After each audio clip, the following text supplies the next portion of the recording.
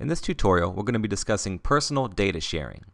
Now, unlike groups that need to be created and managed by administrators, users have an option as well to share their personal folders to other system users and define the permissions that those users have to then access the contents or the folders themselves. Logged into my Heather account, if I want to share out any of my personal folders, I simply right-click on that folder, so we'll select our calendar to start, and use the folder access rights option. From there, I can see any existing people that have access to that folder, as Stephanie does, and the permissions that she has.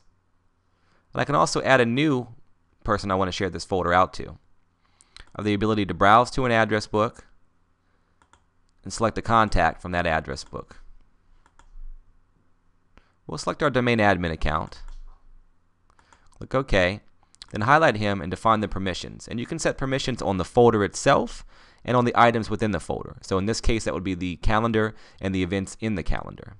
So we'll leave the folder type as read for those permissions, and for the items we'll give write and modify access. Click OK.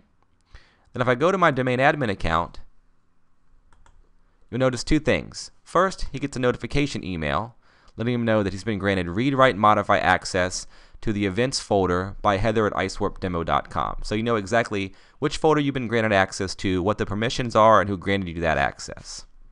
Now, to subscribe to this resource, he simply has to right-click on his root account and use the Add Shared Account option. And you'll find Heather's name already available here under the suggested contacts because the system knows that's a pending share that is ready to be set up.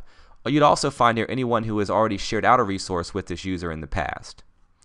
So again, we'll select Heather. We'll click OK. And now if I open up my Public Folders tab, you'll find under the Personal Shares tab a folder for Heather. And if I expand that, you'll find the calendar. Any personal shares that are set up through this method will be displayed under the Personal Shares tab for any of your IceWarp demo domain users. So now if I go into Heather's calendar,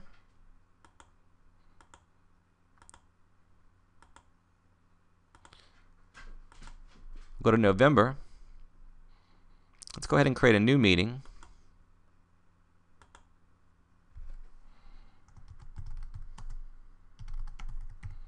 To specify a few event parameters.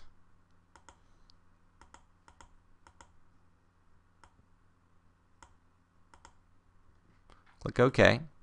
You see our new meeting. I jump back over to Heather's calendar now. There she has a new meeting as well.